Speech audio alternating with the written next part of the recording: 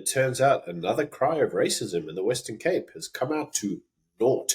You may all recall last year we had an event where there was an Irish pub in the middle of the Cape Town that basically excluded a black individual on the basis that he was black. And the EFF came to his defense, toy-toying outside of the place, threatening to burn it down.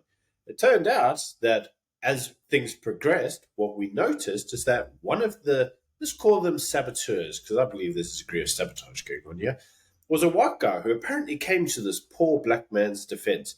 And this white guy, when a little bit of investigation occurred, turned out he may have had some links to the EFF Student Council, which did lead many to question at the time whether this was just an EFF psyops, for want of a better word, to stir up racial hatred in Cape Town of all places. But it now turns out that, yeah, it was all full of shit. Basically, you had a white social justice warrior using a black man as a publicity stunt to cry racism in Cape Town. The pub asked the man for his ID to make sure of his age. The white social justice warrior says this is racism. They wouldn't allow him into the pub at all. And then, of course, the whitey chose to pick a fight with the pub owner, and that is the video that went viral. After 9 months of investigation, this is what the police are doing for 9 months, investigating whether there was any racism at a pub in Cape Town. But anyway, there's nothing else for them to do. They figured out that, no, this was all a publicity stunt. And so the pub is going to sue Christopher Logan, the white boy, and the other guy for criminal and reputational loss, which is very, very good. But, Byron, the problem is, in South Africa, businesses need to have strategy plans to deal with this sort of shit. Because this thing is just going to keep escalating, especially if the EFF wants there to be as many psyops as possible. Yeah, so I mean, you may say, why do we calling it psyops? Well, because it is. It's the EFF trying to sow this degree of discord. I mean, it must be. There must be the desire for revolutionary fervor in the country because, you know, black and white racial relations are so bad and there's so much racism out there that you need to have a form of revolutionary overthrow, the existing order, to fix it. I mean, surely this happens all the time. I mean, but the EFF wants you to believe that this is the country you live in. So clearly they're going to go around, and wherever there's a sniff of racism, the EFF comes out. And the pub owners themselves have gone to the Human Rights Commission and said, hey guys, you said you were going to investigate this. Here's an example of racism being used in a weaponized format.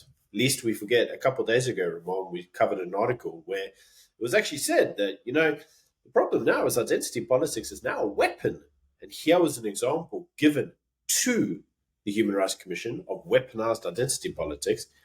Lo and behold, mate, they silent. Crickets, mate. But if you dig down a bit deeper, this was a psyop because the police has found that the video was manipulatively edited.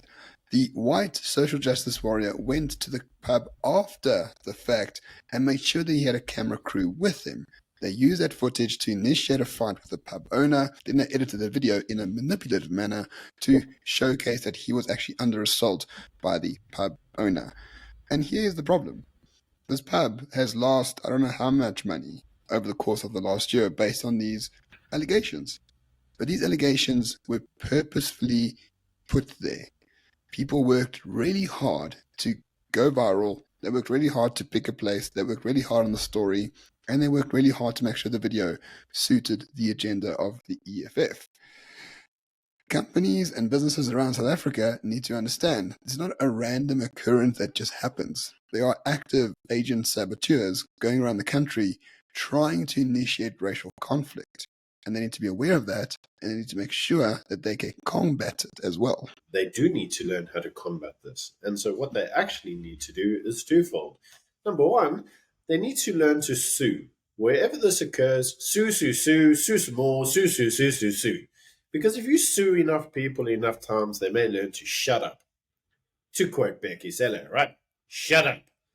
The other thing that they need to do is actually start learning how to play the media game, mate. Record fucking everything and use a proper media company to create your counter-narrative, your counter-psyops. Because this is what we're now finding in the country. The social justice warrior has a camera in his hand at all points in time. And that should have been the narrative asked. But that's not what happened, right? Because a lot of these people don't know how to play the media game. And they need to become smarter.